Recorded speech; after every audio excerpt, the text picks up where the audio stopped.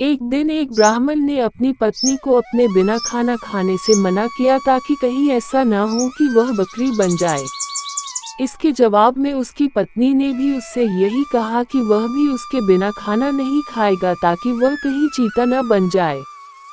दोनों राजी हो गए। इस तरह काफी दिन निकल गए और दोनों में से किसी ने अपना वायदा नहीं तोड़ा।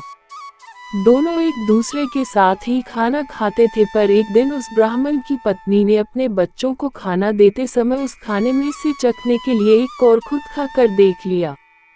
उस समय क्योंकि उसका पति वहां था नहीं, सो उसकी पत्नी तुरंत ही एक बकरी बन गई। जब वह ब्राह्मण घर आया तो उसने देखा कि एक बकरी उसके घर के चारों तरफ घूम रही है। ये देखकर वह बहुत दुखी हुआ क्योंकि वह तुरंत ही जान गया कि वह बकरी और कोई नहीं बल्कि उसकी अपनी प्यारी पत्नी थी। उसने उसको अपने घर के आंगन में बांध दिया और उसकी बड़ी सावधानी से सेवा करने लगा। कुछ साल बाद उसने दूसरी शादी कर ली, पर उसकी दूसरी पत्नी उसकी पहली पत्नी के बच्चों के साथ बिल्कुल भी अच्छा व्यवहार नहीं करती थी। वह तो उनको खाना भी बहुत कम देती थी। वे बच्चे बेचारे बहुत परेशान रहते थे। उनकी बकरी माँ उनकी शिकायतों को सुनती रहती, पर वह बेचारी भी कुछ नहीं कर सकती थी।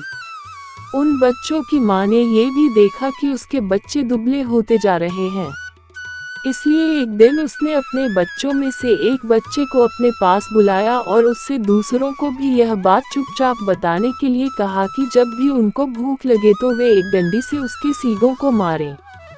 ऐसा करने से उसके सींगों में से कुछ खाना निकल आएगा जिसे वे खा सकते थे। बच्चों ने ऐसा ही किया। अब जब भी उनको भूख लगती तो वे अपनी बकरी माँ के सींगों में डंडी मारते, इससे उनमें से कुछ खाना निकल आता और वे उसको खाकर अपना पेट भर लेते। इससे धीरे धीरे उनकी तंदुरुस्ती अच्छी होने लगी। पर ये तो उस सौतेली माँ की उम्मीदों के खिलाफ हो रहा था। उसके सौतेले बच्चे तो बजाय दुबले होने के और ज्यादा तंदुरुस्त होते जा रहे थे, जबकि वह खुद उनको बहुत कम खाना देती थी। वह उनको इतना तंदुरुस्त देखकर बहुत ही ताज्जुब में पड़ गई कि यह सब कैसे हो रहा था। कुछ समय बाद उस ब्राह्मण की दूसरी पत्नी ने एक आंख की बेटी को जन्म दिया। वह अपनी उसकानी बेटी को बहुत प्यार करती थी और उसकी किसी भी जरूरत को तुरंत ही पूरा करने को तैयार रहती थी, जिसको वह समझती थी कि वह उसको चाहिए। कुछ दिनों बाद जब वह लड़की काफी बड़ी हो गई, चलने फिरने लगी, बोलने चालने लगी, अच्छी तरह बात करने लगी, तो उसकी माँ उसको दूसरे बच्चों के साथ बाहर खेलने के लिए भेजने लगी। उसने उसको ये भी कहा कि वह अपने बड़े भाई बहनों पर निगाह रखे कि वे कब और कैसे खाते पीते हैं। लड़की ने कहा ठीक है। वह लड़की उनके साथ सारे दिन रही और उसने वह सब कुछ देखा जो उनके साथ हुआ।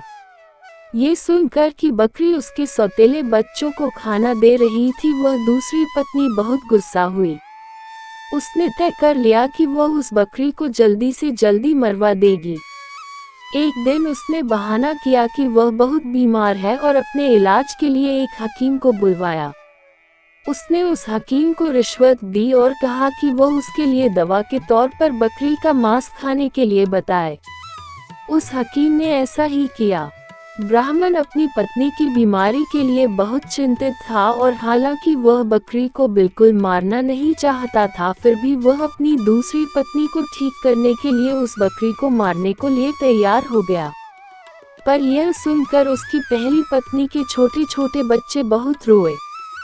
वे बहुत दुखी होकर अपनी बकरी माँ के पास गए और उसको जाकर सब बताया। उनकी माँ ने कहा, मेरे प्यारे बच्चों रो नहीं, जो जिंदगी मैं जी रही हूँ ऐसी जिंदगी से तो मर जाना अच्छा है।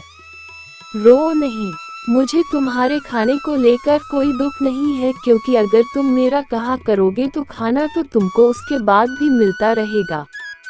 मेरे मरने के बाद तुम लोग मेरी हड्डियाँ इकट्ठी कर लेना और उनको किसी ऐसी जगह दबा देना जहाँ उनको कोई ढूंढ न सके। फिर जब भी तुमको भूख लगे तो तुम वहां आ जाना, तुमको वहां खाना मिल जाएगा। उस बकरी ने उनको ये सलाह बड़े समय से दे दी थी, क्योंकि जैसे ही उसने अपनी बात खत्म की और उसके बच्चे वहां से गए कि तभी एक कसाई अपना बड़ा सा चाकू लेकर वहां आ पहुंचा और उसने उस बकरी को मार दिया। उस बकरी के शरीर को टुकड़ों में काट कर पका दिया गया। ब्राह्मण की पत्नी ने उस बकरी के मांस को खाया, पर बच्चों को केवल हड्डियां ही मिली। बच्चों ने उन हड्डियों का वही किया जो उनकी बकरी माँ ने उनसे करने के लिए कहा था। उन्होंने उसकी हड्डियां एक ऐसी जगह दबा दी जहां उन्हें कोई ढूंढ नहीं सकता था। जब उनको खाने की जरूरत होती तो वे वहां जाते और उन हड्डियों से खाना मांग लेते और उनको खाना मिल जाता। सो अब उनको फिर से खाना रोज और खूब मिल रहा था। अब वे भूखे भी नहीं रहते थे। उनकी तंदुरुस्ती फिर से ठीक होती जा रही थी।